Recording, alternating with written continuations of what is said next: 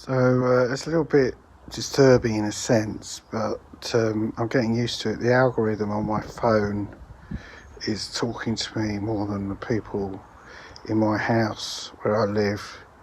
It started off this morning with good morning, and when I'm washing my hands, it says well done, and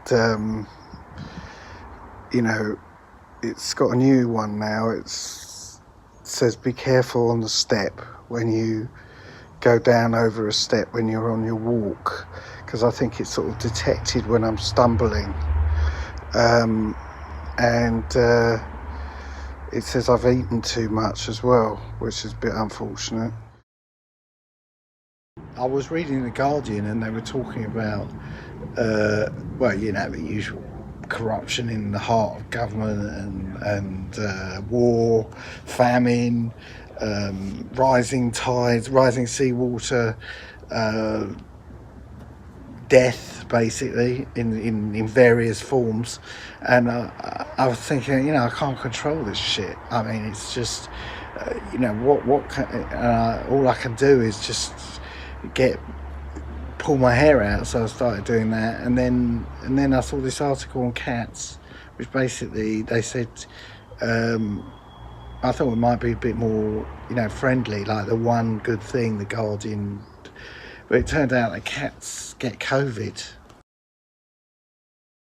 Someone who watched Seaspiracies on Netflix, and I like to think that I'm sort of saving the planet, even though I'm just watching a bit of TV and, reading The Guardian about famine and poverty and chaos and sort of climate change.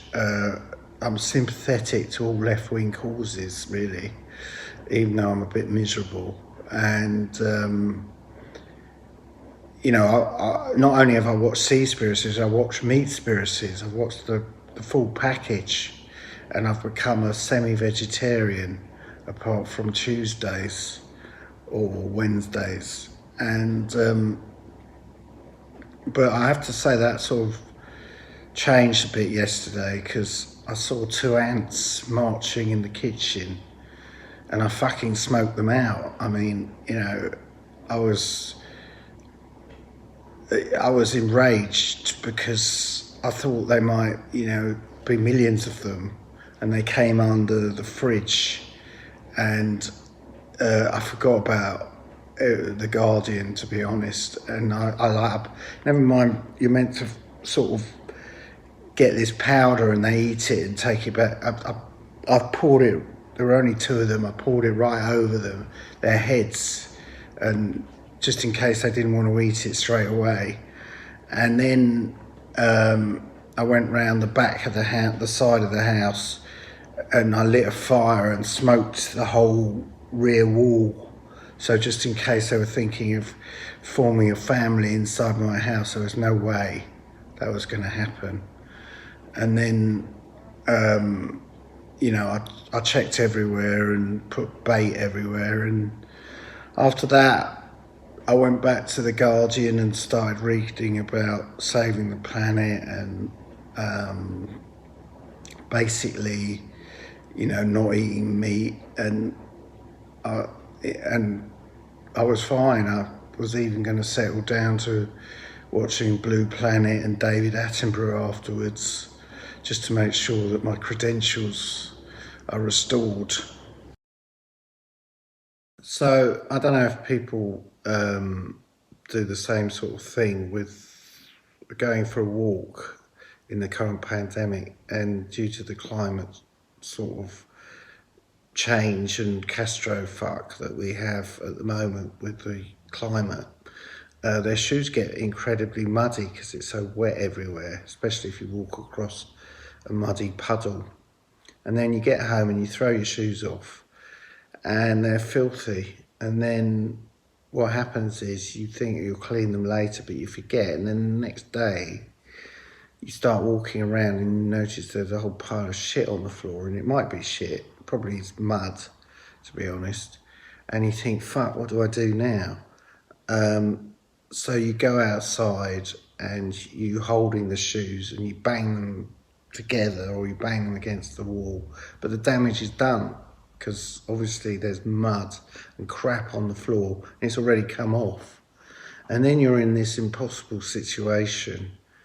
Do you actually clear it up now, but you're in a hurry because you've got to take the kids to school in my case, or you know, the whole point you put your shoes on is because you've got to do something and you've forgotten that you needed to clean your shoes. So, but the hypocrisy for me is because when I see my kids do it, I go into a kind of rage that they haven't cleaned their shoes and they just blithely walk on everywhere. I say, you haven't cleaned your shoes. And they look a bit startled, to be honest. And I say, get out there and bang the shoes. And but when it comes to my own dirt, do you sort of pretend it wasn't you that had left them and hope that it sort of gets ground into the wood or the tiles or whatever, carpet, whatever you got, and it just goes away or someone else will deal with it?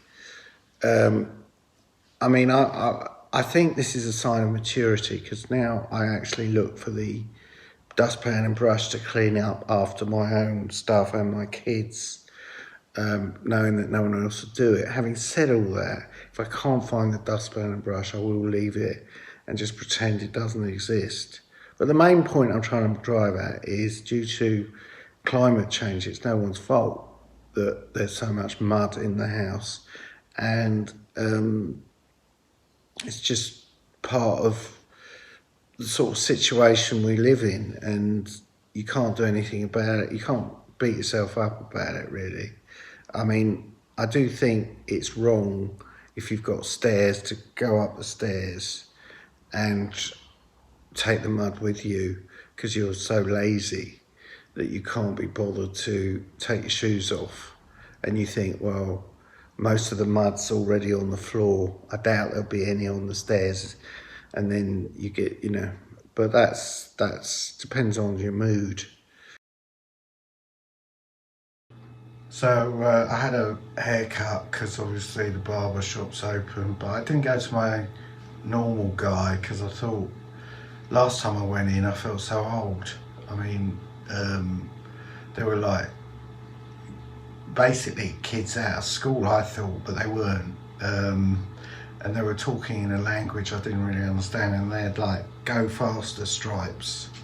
I thought I'd try someone else, and I just walked down the high street and I went in, and it was a bit posher, and I thought, oh, you know, they'll look after me better. And it turns out the guy was only 24, but he'd been cutting hair since he was 6, and he was interested in cutting hair, he told me, when he was 3. It transpired, and not only that, he bought his first flat when he was like 21, and he basically just was taught to work at a very young age. I think he left school at 10 or something. It was obviously a bit older than that, but and he'd won awards for hair cutting. So I was in safe hands. But not only that, he was a professional boxer. So, but he had to give up boxing for some reason. I think he just beat everyone up basically, and there was no one left. By the same, you know, that was his sort of personality. So in the end, you know, and also at weekends he was a disc jockey.